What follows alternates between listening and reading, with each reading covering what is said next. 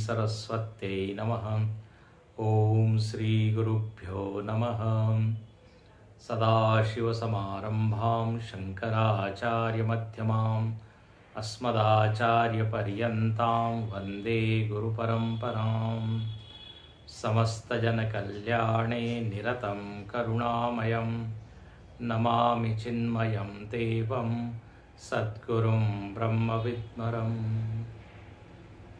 नीलाम्बुजश्यामलकोमलाङ्गं सीतासमारोपितवामभागं पाणौ महासायकचारुचापं नमामि रामं रघुवंशनाथम्। अतुलितबलधामं हेमशैलाभदेहं धनुजवनकृशानुं ज्ञानिनामग्रगण्यं सकलगुणनिधानं वानराणामधीशं रघुपतिप्रियभक्तं वातजातं नमामि। हरि ओम। भगवान के व परम पूज्य गुरुदेव के श्री चरणों में प्रणाम करते हुए, उनके आशीर्वादों की कामना करते हुए आज हम लोग इस ज्ञान यज्ञ का प्रारंभ करते हैं।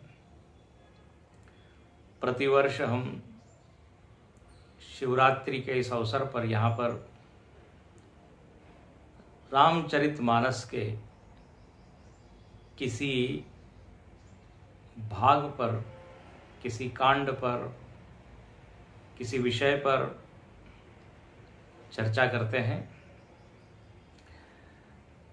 इस वर्ष का जो विषय है वो अत्यंत सुंदर श्री लक्ष्मण जी का जो चरित्र है वो है। लक्ष्मण जी को सबसे प्रिय राम है, तो आइए राम नाम से हम प्रारंभ करें। श्री राम जय जय राम, श्री राम जय जय राम, श्री राम जय जय राम, श्री राम जय जय राम, श्री राम जय जय राम, श्री राम जय जय राम, श्री राम जय जय राम, श्री राम जय जय राम, श्री राम जय जय राम, श्री राम जय जय राम, श्री राम जय जय राम, श्री राम जय जय राम,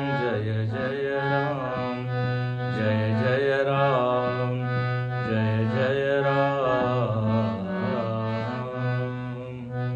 सियावर रामचंद्र की जय, पवन सुत हनुमान की जय। श्री रामचरितमानस अत्यंत लोकप्रिय, अत्यंत सरल लेकिन भक्ति से भरा हुआ ऐसा ग्रंथ है। उत्तर भारत में घर घर में रामचरितमानस का पाठ होता है। उनको सारी चौपाइयाँ भी याद होती है। अपने व्यवहार में वो उन चौपाइयों का उद्धरण देते हैं। जिस तरह से महाराष्ट्र में समर्थ रामदास स्वामी जी का दासबोध है, या ज्ञानेश्वर महाराज जी की जो ज्ञानेश्वरी है, वो जिसे घर घर में पहुंची हुई है, ऐसे ही रामचरितमानस भारत के लगभग हर राज्य में इसको पढ़ा जाता है। इसकी विशेषता ये है कि बड़े बड़े विद्वान लोग भी इसके ऊपर प्रवचन करते हैं और एक सामान्य व्यक्ति भी इनकी जो चौपाइयाँ है उसको उद्धृत करता है, कोट करता है, कंठस्थ होती है।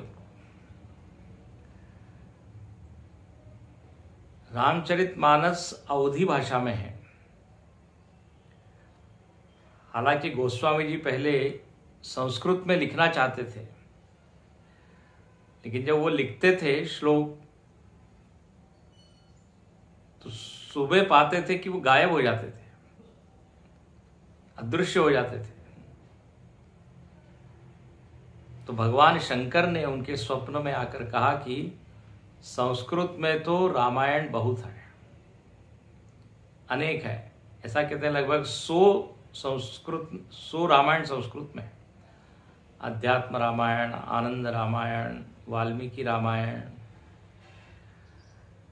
भुषुंडी रामायण। तो संस्कृत में उपलब्ध है, लेकिन संस्कृत अब सब लोग जानते नहीं है। इसलिए जो जन सामान्य की भाषा है, लोक भाषा है, उसमें तुमको लिखना चाहिए। तब भगवान शंकर से प्रेरणा पाकर गोस्वामी जी ने ये रामचरितमानस लिखा। रचि महेश निज मानस राखा। गोस्वामी जी इसका क्रेडिट अपने ऊपर नहीं लेते, कहते हैं सारा श्रेय भगवान शंकर को है। वास्तव में रचनाकार भगवान शंकर ही है, इसलिए कहते हैं रचि महेश। शिव जी ने इसकी रचना की और पार्वती माता को सुनाया। श्रोता जो है उनकी पार्वती जी है। बोले मैंने तो केवल भाषाबद्ध करई में सोई, मोरे मन प्रबोध जिमि होई। मैंने केवल भाषा दी है अपनी, लेकिन जो पूरी कथा है, पूरा जो ज्ञान है, वो तो भगवान शंकर का ही है। मैं तो एक निमित्त हूं। बोले आपने क्यों की ये कथा, क्यों लिखी? तो बोले मोरे मन प्रबोध जिमि होई, मेरे मन में ज्ञान हो जाए, भगवत तत्व का स्पष्ट ज्ञान हो जाए, संशय विपर्य रहित, प्रबोध प्रकृष्ट रूपेण, अच्छी तरह से मुझको ज्ञान हो जाए राम जी कौन है, मैं कौन हूं। इसलिए ये कथा लिखी है। और एक और प्रयोजन वो कहते हैं कि निज गिरा, मेरी जो वाणी है उसको पवित्र करने के लिए, राम जस तुलसी कहो, निज गिरा पावन करन कारण, राम जस तुलसी कहो। वाणी पवित्र होती है, इसलिए अनेक संत लोग देखते हैं, अनेक साधक लोग केवल रामचरितमानस का पारायण ही करते हैं। उस पारायण से ही उनकी वाणी शुद्ध हो जाती है, बलवती हो जाती है, प्रभावी हो जाती है, वाक सिद्धि उनको मिल जाती है। और वाणी पवित्र होगी तो उसका अर्थ है ये भी है कि उनका मन पवित्र होता है, क्योंकि वाणी के द्वारा वही निकलता है जो मन में है। तो वाणी पवित्र हो गई मतलब मन पवित्र हो गया। तो मानस का यदि हम अब अध्ययन करें, उसका श्रवण करें, पारायण करें, तो ये सब चीजें मिलती है। और स्वयं गोस्वामी जी कहते हैं कि पायो परम विश्राम, बोले ऐसी विश्रांति, ऐसा विश्राम मिला है जो बाह्य जगत के किसी भी वस्तु से मिल नहीं सकता। रामायण से जो विश्राम मिला है उसकी तुलना जगत के किसी भी आनंद से नहीं की जा सकती। जगत में तो केवल श्रम ही होता है, विश्राम कहाँ होता है। तो ऐसा रामायण बड़े बड़े संतों का ये आदर्श ग्रंथ रहा है। इसलिए कहते बुध विश्राम सकल जन रंजिनी, बड़े बड़े विद्वानों को विश्राम देने वाला ये ग्रंथ है। साथ में सामान्य लोगों का मनोरंजन भी ये ग्रंथ करता है। आज भी राम कथा सुनने के लिए हजारों हजारों लोग एकत्रित होते हैं। एक बहुत बड़े संत हुए वृंदावन के, अनंत विभूषित श्री अखंडानंद जी महाराज। वो रामचरितमानस का पाठ रोज सुनते थे और उनके अंतिम दिनों में रामायण सुन के ही वो सोते थे। अब इतने बड़े विद्वान, कहते हैं उन्होंने भगवान कृष्ण का भी साक्षात्कार किया था। एक बहुत प्रकांड विद्वान हुए स्वामी करपात्री जी महाराज काशी के, वो भी नित्य रामायण पाठ सुनते थे। तो ऐसा रामायण का प्रभाव है, रामायण का महत्व है। अब इस रामायण की कथा में मूल रूप से तो प्रभु रामचंद्र जी ही है कथा के नायक, इसलिए ग्रंथ का नाम ही क्या है, रामचरितमानस। लेकिन इस कथा में रामचरित्र के साथ राम भक्तों का भी वर्णन है। जैसे भागवत में भगवान के अवतारों के साथ भगवान के भक्तों का भी वर्णन है, उनको भागवत ही कहा है। उनको ध्रुव जी परम भागवत, प्रहलाद जी परम भागवत। तो जैसे भक्त और भगवान दोनों का चरित्र भागवत में, ऐसे ही रामायण में भी है। भक्त, भगवान, संत और गुरु, कहते चतुर नाम वपु एक। ये चारों अलग अलग दिखते हैं लेकिन है एक ही। यहां पर रामचरितमानस में पूरा चरित्र राम जी का है। और जब आप चरित्र कहते हो तो चरित्र मतलब उनके नाम की क्या महिमा है, उनका रूप कैसा है, फिर वो कौन कौन से गुण लेकर कौन कौन सी लीलाएं कर रहे हैं, चरित्र में ये सब वर्णन आता है। फिर कौन कौन से स्थान पर जा रहे हैं, किस स्थान पर वो किन लोगों से मिले, क्या चर्चा हुई, क्या उन्होंने वहां पर किया। तो ये सब जिसमें होता है उसको कहते हैं चरित्र।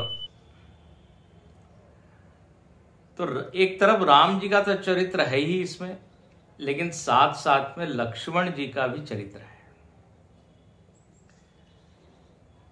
चूंकि राम जी नायक है तो कई बार लक्ष्मण जी के चरित्र पर हमारा ध्यान जाता नहीं, लेकिन लक्ष्मण जी का चरित्र भी बहुत प्रेरणादायी है। विशेषकर सभी साधक लोगों के लिए साधना कैसी करनी चाहिए लक्ष्मण जी सिखाते हैं। लक्ष्मण जी सारे साधकों के आचार्य हैं। अब ये राम जी क्यों आए, कब आए, तो आप कथा सब जानते हैं। जब अधर्म अपनी पराकाष्ठा पर पहुंच गया, यदा यदा ही धर्मस्य ग्लानिर्भवति, और अभ्युत्थानम अधर्म। अभ्युत्थान मतलब चारों तरफ से अधर्म का ही उत्थान हो रहा है। चारों तरफ अधर्म का ही वातावरण, अधर्म पालन करने वालों की सत्ता हो गई, शासन करने लगे। और अब कहते हैं जैसी यथा राजा तथा प्रजा, तो उसके साथ अनेक लोग हो गए। अब आप त्रेता का वर्णन पढ़िए, रावण है और रावण के साथ इतने सारे राक्षस लोग हैं, सब राजा का ही अनुगमन करते हैं, अनुसरण करते हैं। तो कहते हैं अधर्म इतना बढ़ गया कि सात्विक लोगों को जीना मुश्किल हो गया। कथा आती है सारे देवता लोग परेशान हैं। देवता लोग ब्रह्मा जी के पास जाते हैं। ब्रह्मा जी कहते हैं थोड़ा बहुत अधर्म है तो मैं उसको ठीक कर सकता हूं, लेकिन अभी जो अधर्म की मात्रा है, अधर्म का जो बल है, वो इतना अधिक है कि मैं भी यहाँ पे असहाय हूं।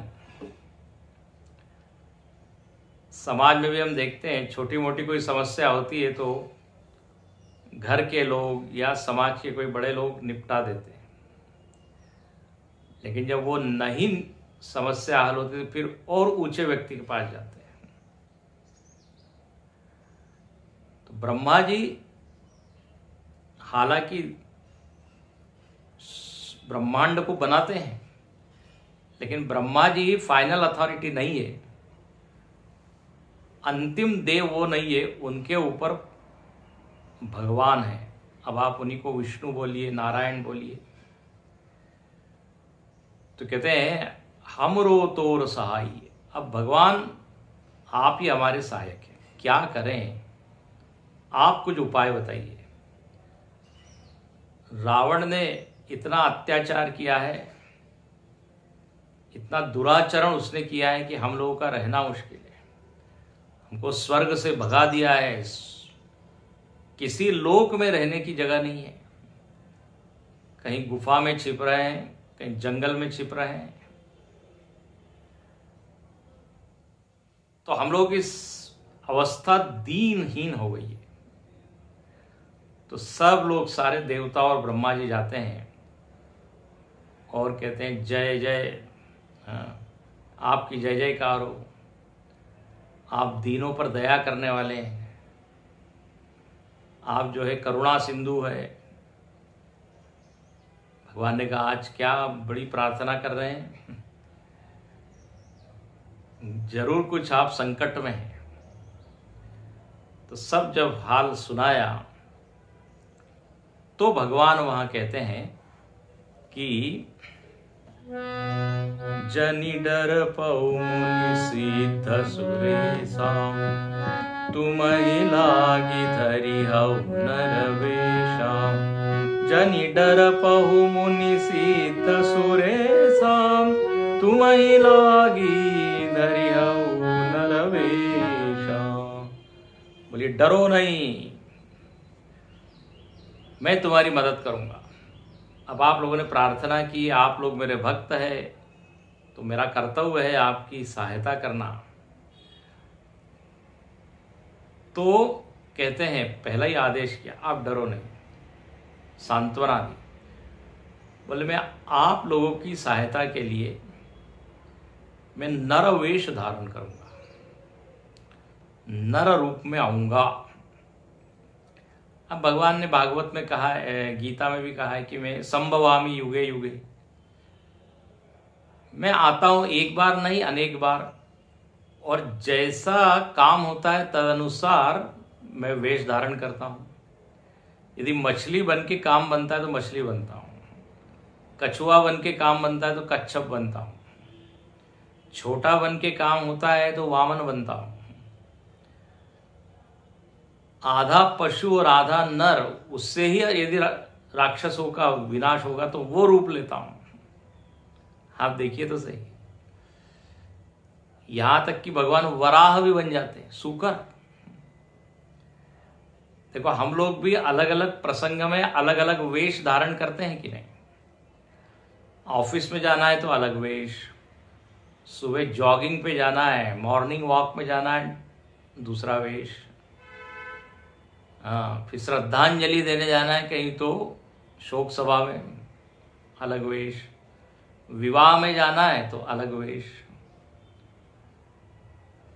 पार्टी में जाना है अलग वेश, सोते समय अलग ड्रेस, नाइट ड्रेस। तो जैसी जरूरत है, जैसा प्रसंग है, तद अनुसार वेश। अब रावण को ये वरदान मिला हुआ था कि नर और वानर को छोड़ के मुझको कोई न मारे, तो भगवान ने नर का रूप लिया, मनुष्य, और बोले मैं वैसे तो जन्म लेता नहीं हूं, मैं तो अजन्मा हूं, अजोपि सन्नव्य आत्मा भूतानाम ईश्वरोपि सन्, प्रकृतिम स्वाम अधिष्ठाय संभवामि आत्ममाया। मैं अजन्मा हूं लेकिन जन्म लेता हुआ सा दिखाई देता हूं। भगवान के जन्म को कहते हैं अवतार। भगवान जब जन्म लेते हैं तो उसको कहते भगवान प्रकट हुए, भय प्रकट कृपाला। हम लोगों का जन्म दिवस होता है, हम लोगों का प्रकट दिवस नहीं होता, अवतार नहीं होता, क्योंकि हम तो कर्मों के कारण, वासनाओं के कारण हमको जबरदस्ती जन्म लेना पड़ता है, बलात्। लेकिन भगवान का कैसा है? निज इच्छा निर्मित तनु माया गुण गोपाल। उनका जन्म उनकी इच्छा पर निर्भर है, वो जब चाहे, जहां चाहे, जैसा चाहे वो ले सकते हैं। भगवान के जन्म का प्रयोजन है विप्रधेनु सुरसंत हितो लीन मनुज अवतार। सात्विक लोगों का है नाम लिया हुआ है विप्र। विप्र मतलब सज्जन लोग, संस्कारी लोग। बोले इनकी मदद करने के लिए मैं आता। धेनु, धेनु मतलब गाय, मतलब जितने सात्विक लोग हैं उनका प्रतिनिधित्व करती है गाय। गाय को देखकर सात्विक भाव आते हैं, शेर को देखकर सात्विक भाव नहीं आते, उसका मुख ही इतना भयंकर होता है। तो विप्र, धेनु, सुर, देवता, देवता लोग सारे सद्गुणों का प्रतीक है।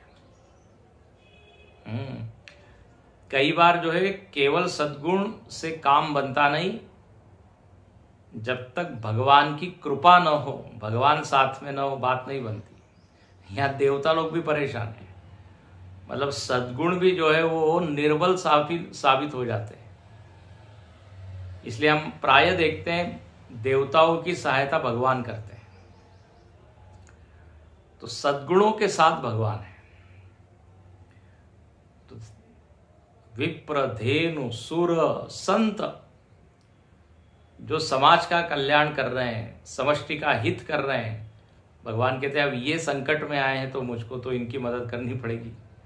और संतों के द्वारा ही भगवान धर्म की स्थापना करते हैं।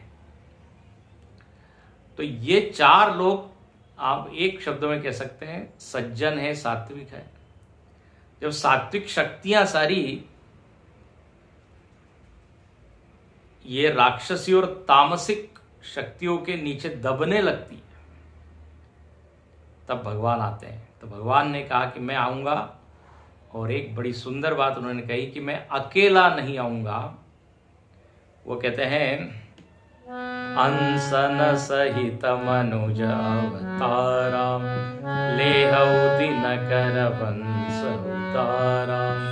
अंसन सहित मनुज अवतारा लेहऊ दिनकर वंश उतारा। बोले मैं आऊंगा और अकेला नहीं, अंशों के सहित आऊंगा। अंश कहां पे आऊंगा? तो बोले सूर्य वंश में। जैसे भगवान कृष्ण भी अपने अंशों के साथ आए। भगवान कृष्ण है, बलराम जी है, प्रद्युम्न है और अनिरुद्ध है। ऐसे ही ये चारों मिलकर परमात्मा का रूप बनता है। ऐसे ही यहां पर भगवान राम, लक्ष्मण जी, भरत जी और शत्रुघ्न जी, इन चारों का अवतार होता है। परमात्मा के ये तीनों अंश है। अब अंश का अर्थ क्या है वो हम देखेंगे। अंशन सहित। अब देखिए, जब अवतार होता है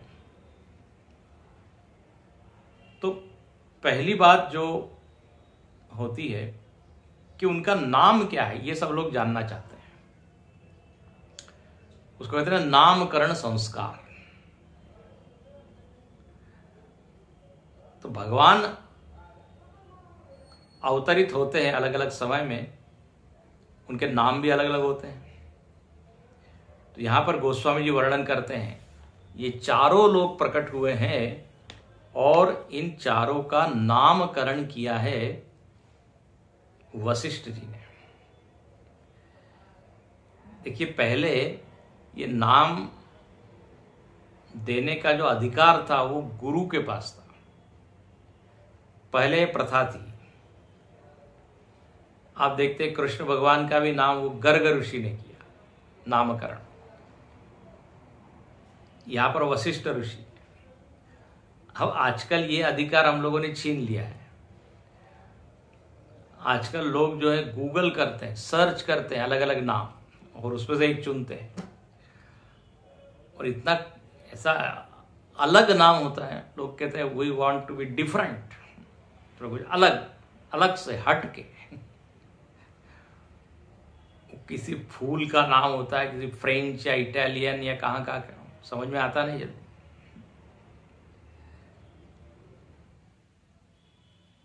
सामान्य नाम जो पहले होते थे वो उससे अब अलग होते हैं, क्योंकि वहां तो इतनी लंबी सूची है गूगल में, तो कोई भी नाम रख सकते हैं। लेकिन यहां वशिष्ठ जी नाम रखते हैं। अब घर में इतने सारे लोग हैं, दादाजी कहेंगे हम ये रखेंगे, दादी कहेंगे नहीं, भाई कहेगा ये नाम, तो कितने नाम हो जाएंगे, कितनी पसंद हो जाएगी। और जिसके पसंद का नाम नहीं रखा जाएगा उसको बुरा लगेगा। इसलिए लगता है पहले ये अधिकार गुरु को दिया कि अब आप ही कीजिए, नहीं तो हम आपस में ही केवल वाद विवाद करते रहेंगे। तो वशिष्ठ जी ने जो है चारों के नामकरण किए। अब लक्ष्मण जी का हमको चरित्र देखना है तो नाम से ही शुरुआत करनी पड़ेगी। तो यहाँ चारों के नाम क्या क्या हुए, तो वर्णन है। नाम करन कर अवसर जानी, भूप बोली पठये मुनि ज्ञानी। करि पूजा भूपति अस भाषा, धरिय नाम जो मुनिगण राखा। इनके नाम अनेक अनुपा, मैं नृप कहब स्वमति अनुरूपा। जो आनंद सिंधु सुख राशि, सीकरते त्रैलोक सुपासी। सो सुख धाम राम अस नामा, अखिल लोक दायक विश्रामा। विश्व भरन पोषण कर जोई, ताकर नाम भरत अस होई। जाके सुमिरन तेरी पुनासा, नाम शत्रुघ्न वेद प्रकाशा। लक्षण धाम राम प्रिय, सकल जगत आधार। गुरु वशिष्ठ तेहि राखा, लक्ष्मण नाम उदार। सियावर रामचंद्र की जय, पवन सुत हनुमान की जय। उमापति महादेव की जय, बोलो भाई सब संतन की जय। कहते हैं नामकरण का जब अवसर आया तो दशरथ जी वशिष्ठ जी से निवेदन करते हैं, अब ये संस्कार आप ही कीजिए। तो प्रथम पहले भगवान राम का नाम बोले, इनका नाम होगा राम।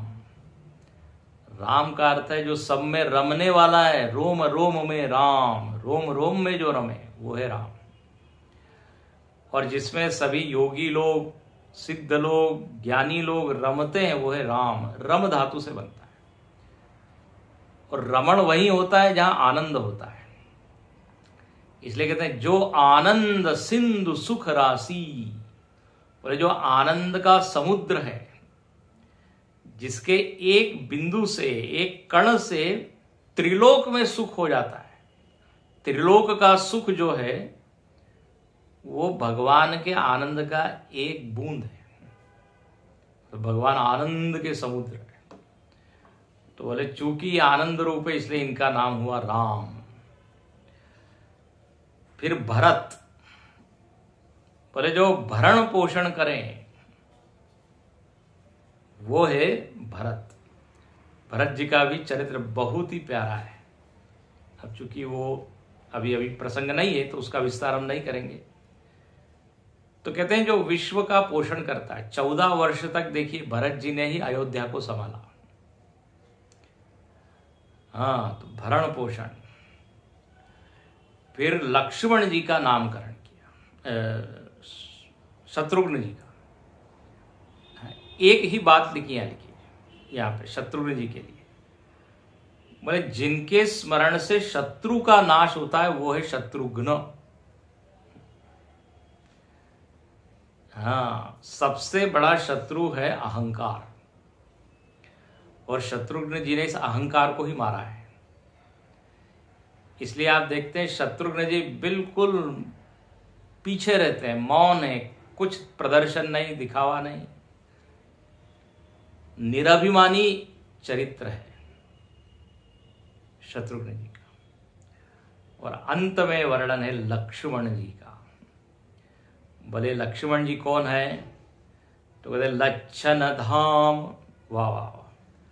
बोले ये तो लक्षणों के धाम है, सारे शुभ लक्षण इनमें निवास करते हैं। दूसरा वर्णन किया राम प्रिय। अब इसी का विस्तार हम करेंगे आगे के 2 दिन में। राम प्रिय, राम जी के प्रिय है। अच्छा, दोनों तरह से, जिनको राम जी प्रिय है वो है लक्ष्मण जी, और राम जी को जो प्रिय है वो है लक्ष्मण जी। षष्ठी तत्पुरुष भी लगेगा, रामस्य प्रिय या राम प्रिय यस्य, तो राम प्रिय। और तीसरा लक्षण है सकल जगत आधार। ये लक्ष्मण जी जगत के आधार है।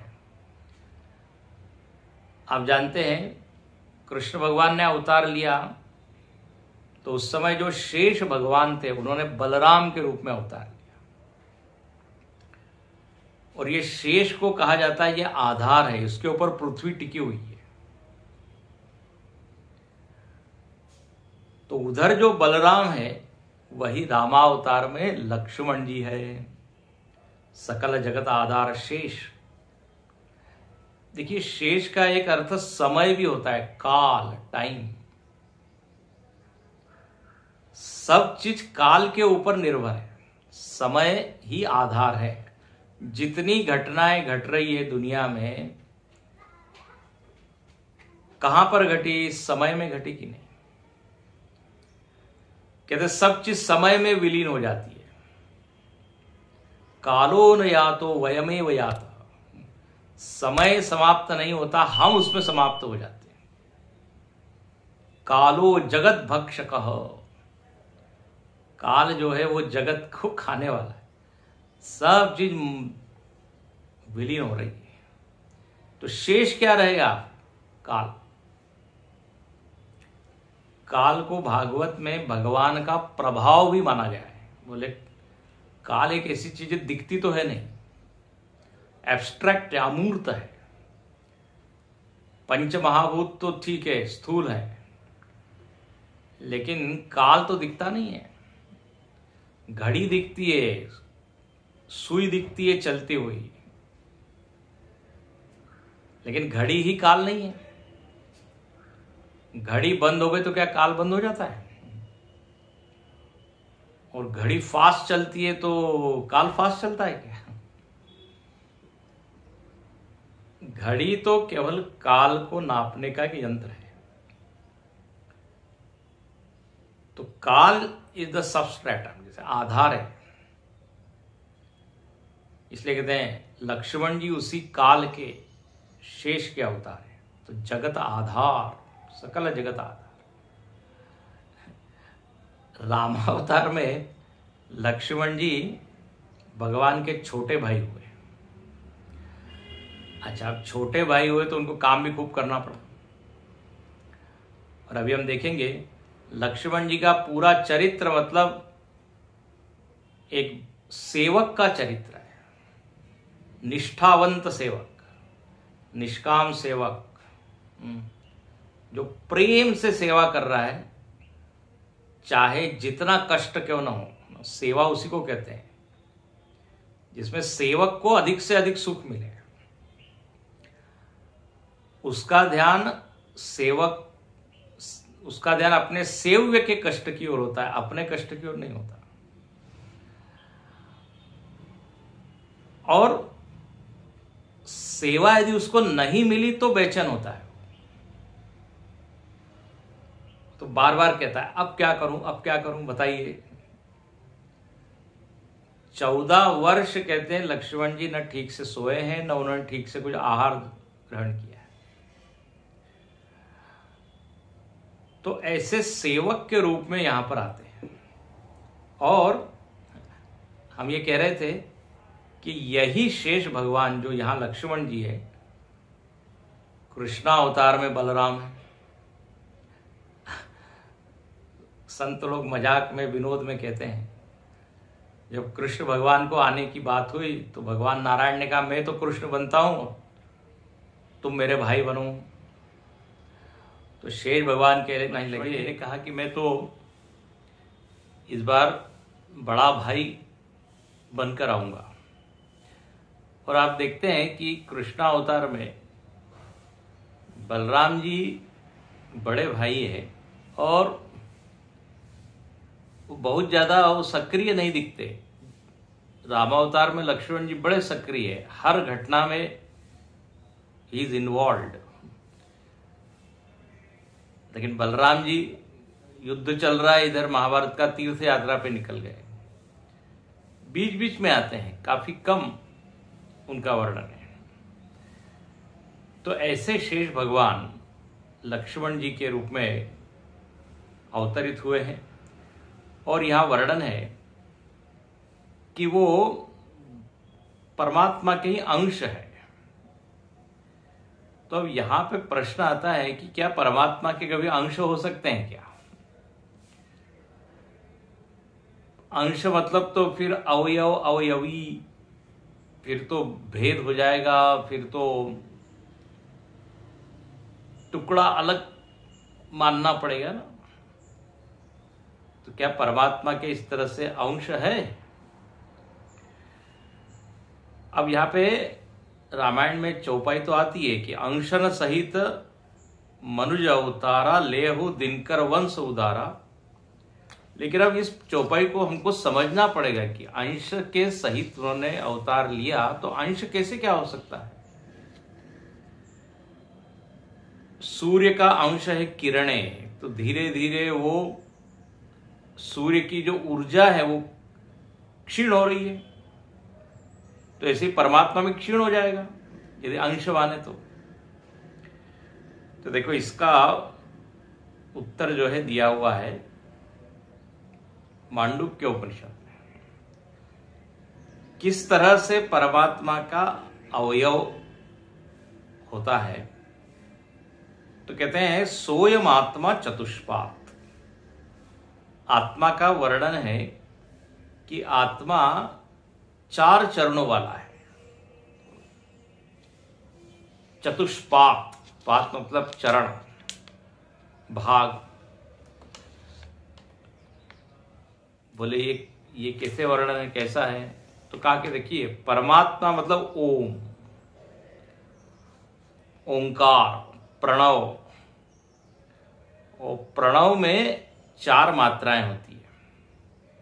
एक तो होती है अमात्रा, और बाकी है अकार, उकार और मकार।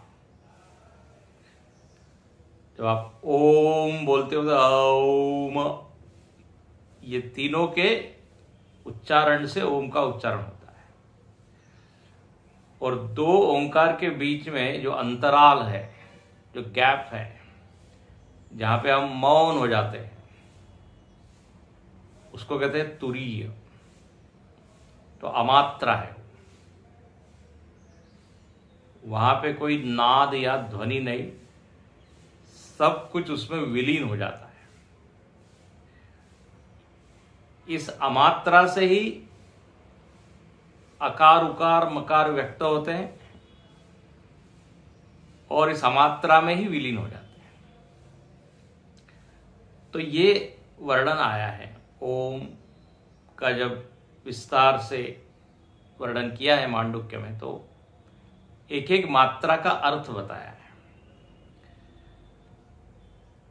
यदि आप इसको देखें तो यहां पर बिल्कुल भगवान राम, लक्ष्मण, भरत, शत्रुघ्न इनसे जुड़ जाता है। जैसे वहां 4 है, यहां पर भी 4 है। श्री राम उत्तर तापनीय उपनिषद में वर्णन आया है,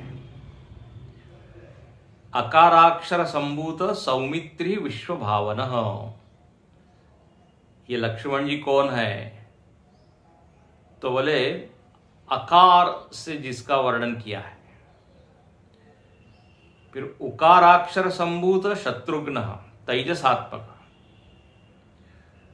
लक्ष्मण जी विराट है, शत्रुघ्न जी तेजस है। प्राज्ञात्मकस्तु भरतो मकार अक्षर संभव। भरत जी जो है वो प्राज्ञ है और अमात्रात्मको रामो ब्रह्मानंदैक विग्रह। और भगवान श्री राम जो है वो तुरीय है, अमात्रा है। अब थोड़ा इसको समझे।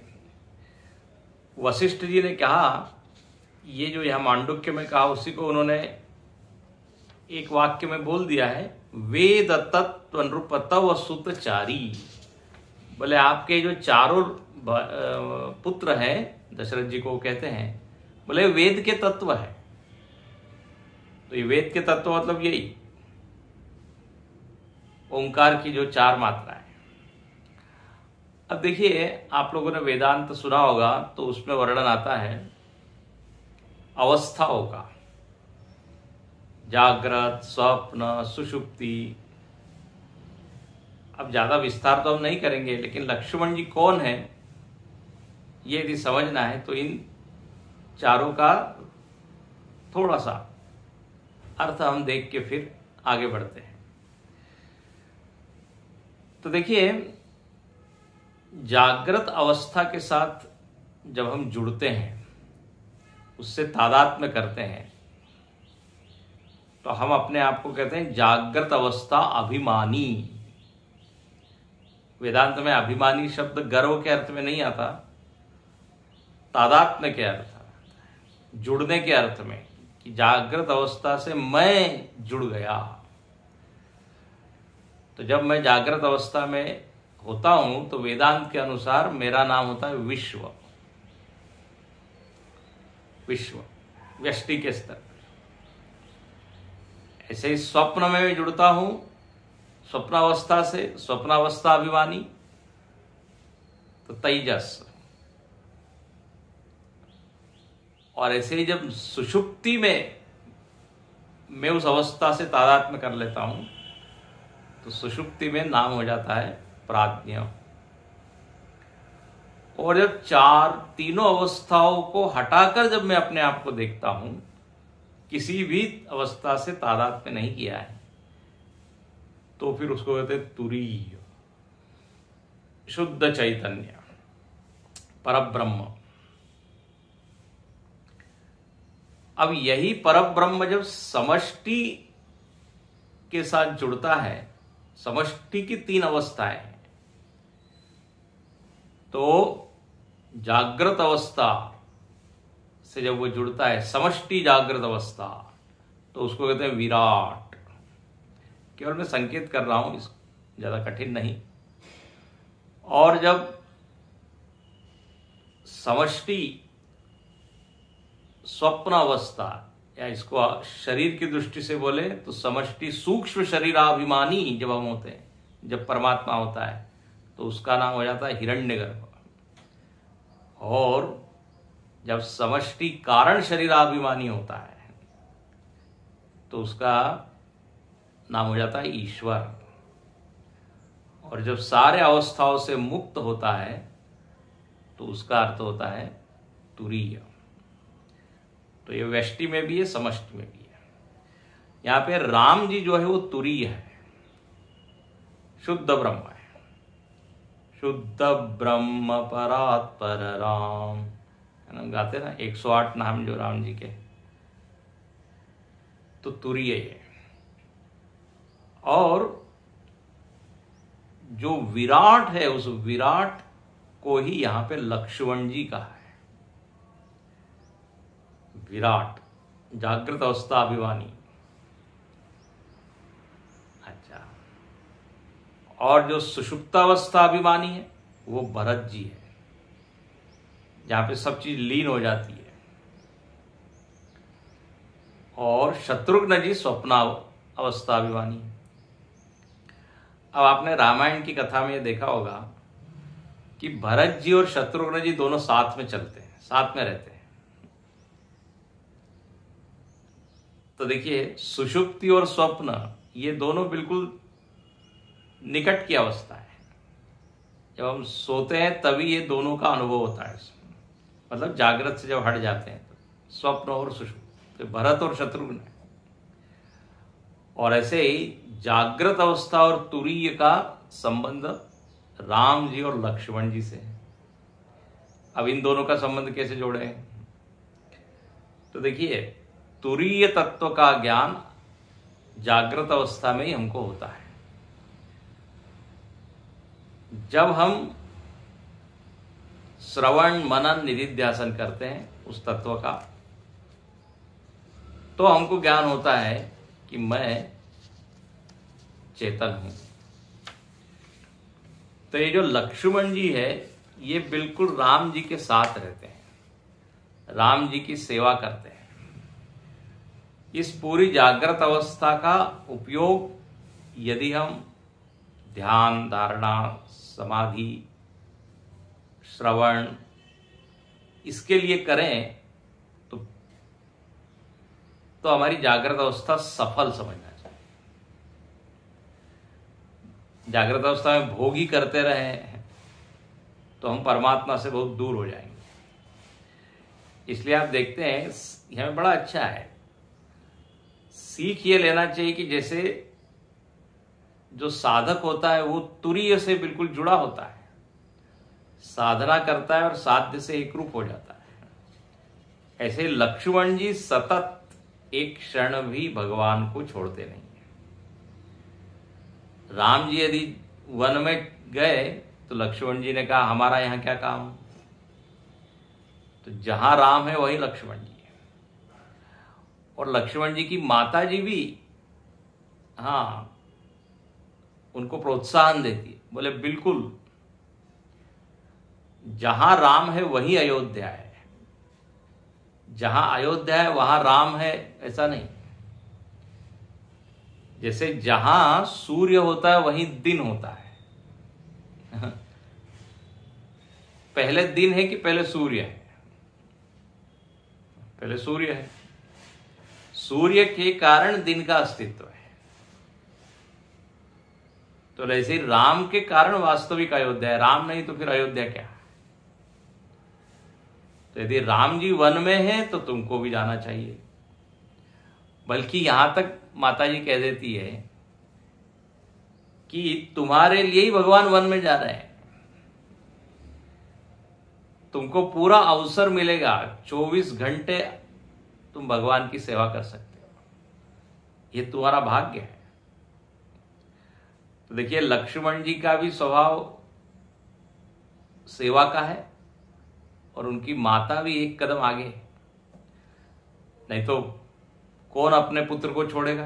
बोले तुमको थोड़ी वन की आज्ञा हुई है, वो तो राम जी को हुई, तुम क्यों जा रहे हो? लक्ष्मण जी पहले हिचकते हैं। जब वन में जाने की बात आती है तो उन्होंने सोचा माता जी से आज्ञा ले लेनी चाहिए, लेकिन उनको थोड़ा संकोच होता है कि यदि माता जी ने मना कर दिया तो थोड़े डरते डरते जाते हैं। लेकिन जब देखा माता जी तो प्रसन्न है इस बात से, तो बोले वाह, आशीर्वाद मिल गया माता जी का। तो ऐसे लक्ष्मण जी निरंतर राम जी की सेवा में लगे रहते हैं। तो ये जागृत अवस्था तुरीय के लिए है, ये समझना चाहिए। यह आध्यात्मिक अर्थ होगा। जागृत अवस्था मोक्षोन्मुखी होनी चाहिए, आत्मोन्मुखी होनी चाहिए। तो फिर लक्ष्मण जी जैसे हम जैसा उनका चरित्र वैसा हमारा चरित्र होगा। तो इस तरह यहाँ पे अकाराक्षर संभूत सौमित्री विश्व भावना, ये उपनिषद का संदर्भ लेके हमने इसका आध्यात्मिक अर्थ होता है कि राम लक्ष्मण भरत शत्रुघ्न, तुरीय भरत जी जो है सुषुप्त अवस्था अभिमानी, शत्रुघ्न स्वप्नावस्था अभिमानी और लक्ष्मण जी जागृत अवस्था अभिमानी। अब कहते हैं लक्ष्मण जी के चरित्र में एक बहुत ही प्रसिद्ध वाक्य आया है और वो ये है, प्रारंभ में ही गोस्वामी तुलसीदास जी कहते हैं कि बंदौ लक्ष्मण पद जल जाता, शीतल सुबग भगत सुख दाता। यह है लक्ष्मण जी। बोले लक्ष्मण जी को मैं प्रणाम करता हूं, उनकी वंदना करता हूं। वो लक्ष्मण जी कैसे हैं? तो कहते शीतल है, शीतल है मतलब सौम्य, ठंडे हैं, ये पहला का। दूसरा बताया सुभग, बड़े सुंदर हैं, जिनके अवयव सुंदर है, जिनका स्वभाव सुंदर है, सुभग।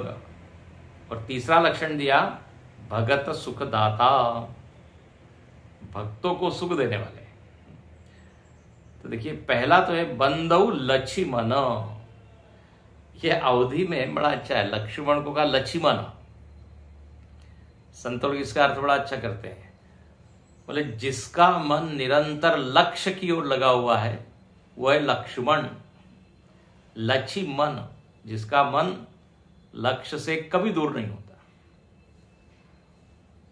और आप पूरे रामायण में देख लीजिए, लक्ष्मण जी सतत पहरेदार, चौकीदार, सेवक के रूप में खड़े। और राम जी लक्ष्मण जी को इतना प्रेम करते हैं, जिस दिन लक्ष्मण जी नहीं रहे राम जी भी नहीं रहे। बोले लक्ष्मण के बिना मैं कैसे जीऊं?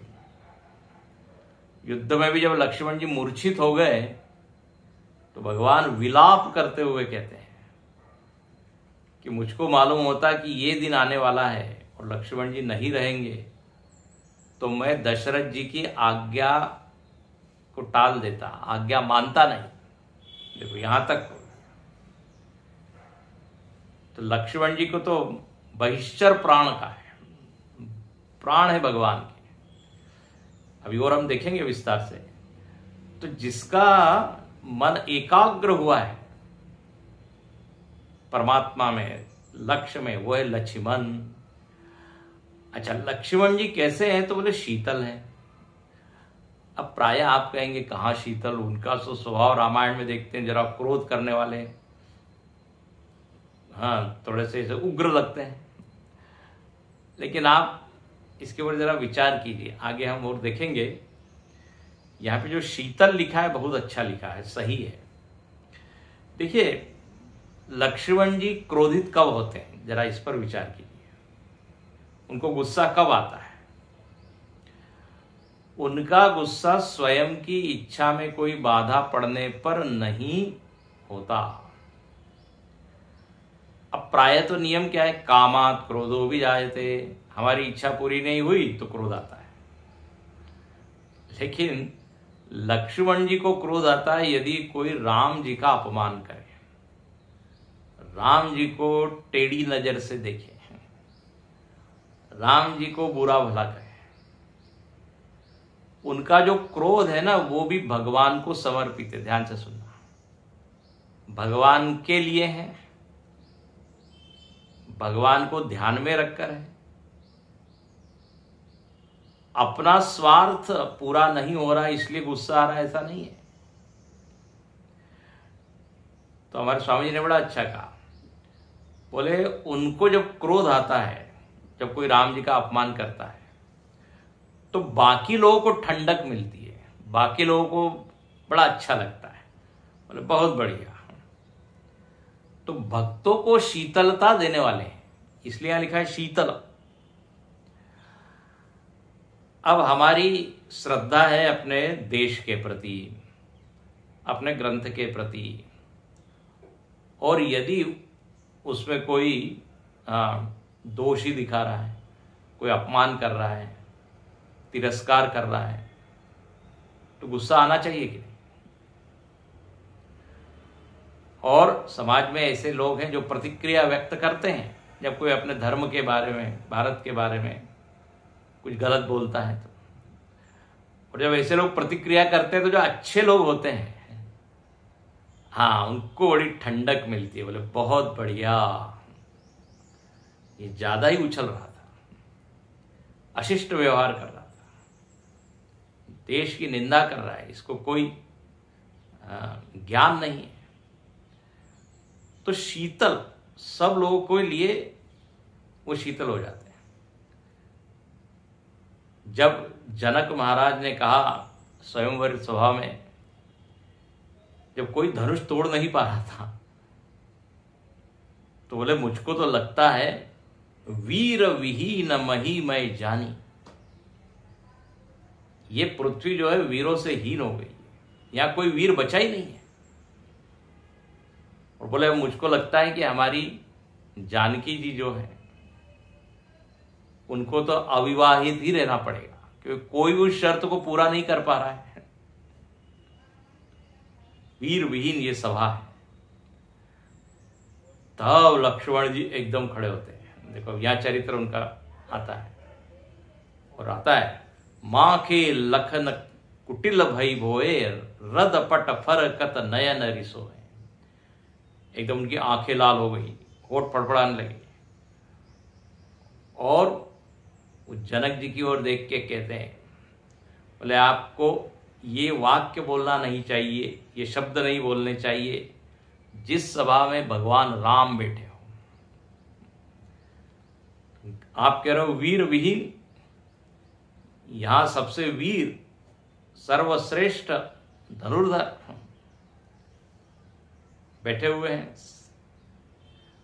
और जो है वो बहुत बोलने लगते हैं। तब सब लोगों को बड़ा अच्छा लगता है जो राम जी के भक्त है। बोले यस, ये हुई ना कोई बात।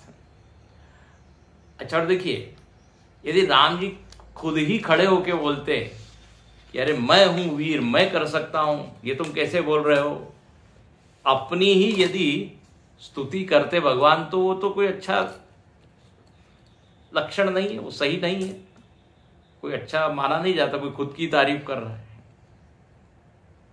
ये शिष्ट आचरण तो नहीं है। तो लक्ष्मण जी देखिए खड़े होके राम जी की महिमा को प्रकट करते। कोई यदि स्वयं ही बोले तो फिर उसका कोई महत्व नहीं रहता। इसलिए लक्ष्मण जी सतत इस बात का ख्याल रखते हैं कि राम जी की पताका, राम जी का ध्वज, उनकी कीर्ति हमेशा फहराती रहे पूरे विश्व में। इसलिए अगली चौपाई है कि रघुपति कीरति विमल पताका, दंड समान भयउ जस जाका। रघुपति कीरति विमल पताका, इसका वर्णन हम आगे करेंगे, केवल शब्दार्थ बता देते हैं। बोले भगवान राम की जो कीर्ति है वो मानो एक पताका है, ध्वज है, और ध्वज को ऊपर ले जाने के लिए वस्तु की आवश्यकता लगती है, उसको कहते हैं दंड। हाँ, दंड के ऊपर पताका फहराती है। तो लक्ष्मण जी कहते हैं मैं दंड की तरह, और भगवान की कीर्ति पताका की तरह। पताका को ऊपर ले जाने वाला दंड है, नहीं तो जमीन पे ही रहेगा। तो लक्ष्मण जी कहते हैं ये हमारा कर्तव्य है, ये हमारी सेवा है। वो पूरे रामायण में उन्होंने यही कार्य किया है, वो हम देखेंगे अगले प्रवचन में। ओम पूर्णमद पूर्णमिदं पूर्णात् पूर्णमुदच्यते पूर्णस्य पूर्णमादाय पूर्णमेवावशिष्यते। ओम शांति शांति शांति। हरि ओम। श्री गुरुभ्यो नमः। हरि ओम।